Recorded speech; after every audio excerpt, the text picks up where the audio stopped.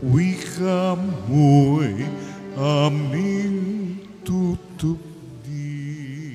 Sinabi ng poong mahal, kasalanan ay talikdan, pagsuway ay pagsisihan. Maghari ng lubusan ang puso ng poong Diyos na may kapal. Wika mo'y aming diringgin. Wika mo'y aming susundin. Wika mo'y aming tutupdin. Sumainyo ang Panginoon. At sumaiyo rin. Ang mabuting balita ng Panginoon ayon kay San Marcos. Papuri sa iyo, Panginoon. Noong panahong iyon, lumapit ang isa sa mga iskriba kay Jesus at tinanong siya, "Alin pong utos ang pinakamahalaga?" Sumagot si Jesus, "Ito ang pinakamahalagang utos. Pakinggan mo, Israel. Ang Panginoon na ating Diyos, siya lamang ang Panginoon. Ibigin mo ang Panginoon mong Diyos ng buong puso, ng buong kaluluwa, ng buong pag-iisip, at ng buong lakas. Ito naman ang pangalawa. Ibigin mo ang iyong kapwa gaya ng iyong sarili. Wala nang ibang utos na hihigit pa sa mga ito. Tama po, Guro, wika ng iskriba. Totoo ang sinabi ninyo. Iisa ang Diyos at wala nang iba liban sa Kanya. At ang umiibig sa Kanya ng buong puso, buong pag-iisip at buong lakas, at ang umiibig sa kapwa gaya ng kanyang sarili ay higit na mahalaga kaysa magdala ng lahat ng handog na susunugin at iba pang mga hain. Nakita ni Jesus na matalino ang kanyang sagot, kaya't sinabi niya, "Malapit ka nang mapabilang sa mga pinaghaharian ng Diyos." At wala nang nangahas magtanong kay Jesus mula noon. Ang mabuting balita ng Panginoon. Pinupuri ka namin, Panginoong Hesukristo. Magsiupo na po ang lahat. Isang magandang umaga po sa inyong lahat. Ngayon po ay Biyernes ng ikatlong linggo ng 40 araw na paghahanda. Muli, naghahandaan natin ang mga mahal na araw, ang pinakamahalagang araw sa atin pong liturhiya, ang paggunita ng pagpapakasakit, pagkamatay at muling pagkabuhay ng ating Panginoong Hesukristo. At ninanais niya, kung tayo po ay isinilang para sa Kanya, mamamatay para sa Kanya, at muli ring mabubuhay para sa Kanya, at madala tayo sa Kanyang kaharian doon sa langit.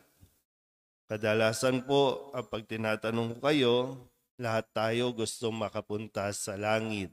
Tama ba? Ang problema lang ay yung gusto natin, tayo ang magsasabi kung kailan.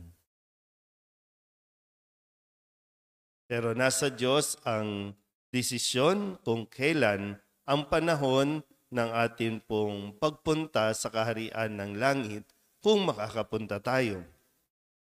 Pero araw-araw ay pinaalalahanan na tayo ni Jesus.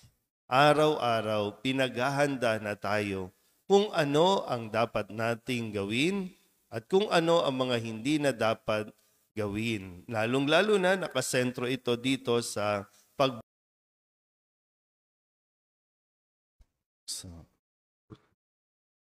muli gaya ng nabanggit kanina na yung sentro ay tayo po'y makabalik, makapagsisi ng ating pong mga kasalanan. At ngayong araw na ito ay pinaalalahanan tayo ni Jesus ng pinakamahalagang dapat nating gawin. Gusto natin makarating sa langit. Hindi natin po pwedeng dalhin kung ano man ang atin po mga titulo, mga pangalan, mga achievements, mga recognition, at ihaharap natin doon, no? Kung sakali, no, sa pintuan ng langit, papasukin nyo na ako kasi ito yung mga achievements ko, ito yung mga nagawa ko, ito yung mga narating ko. Dahil hindi yun, no? Dahil lang parang titingnan sa atin ay kung paano nga ba tayo nagmahal. Kung sa kabila ba nitong mga tagumpay natin, mga narating natin, ay hindi tayo natutong magmahal, mababaliwala yan. Kasi sabi nga dito, ano ba yung pinakamahalaga? Yan ay magmahal sa Diyos at magmahal sa kapwa. Ang problema lang ay, isang pinagbabaliktad ng tao, mas mahal natin ang kapwa kaysa mahalin ang Diyos. Kapag sinabing minamahal natin ang kapwa, kahit ano ginagawa natin dahil lamang sa pagsunod natin sa tao.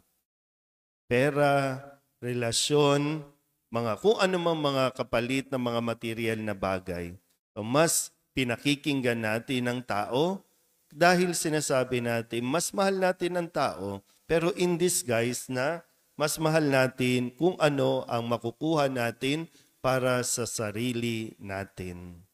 Kaya yung motivation, no? Bakit ba? Bakit natin ginagawa yung paglilingkod, pagsiserve sa simbahan? Bakit natin ginagawa yung mga kawang gawa?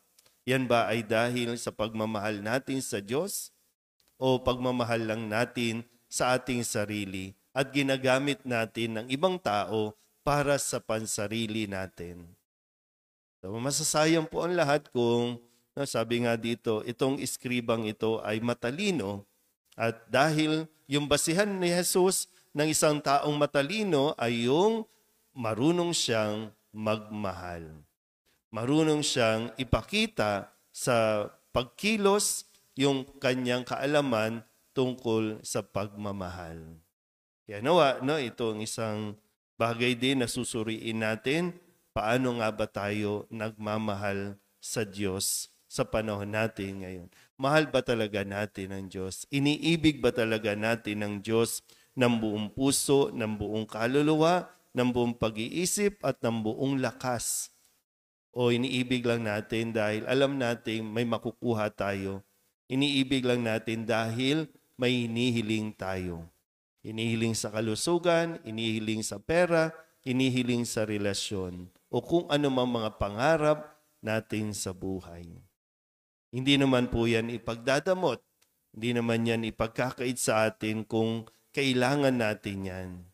Pero nawa, habang tayo po ay nagiging successful, habang tayo po ay nakakarating sa iba't ibang lugar, nawa mas natututunan natin ang tunay na kahulugan ng pagmamahal.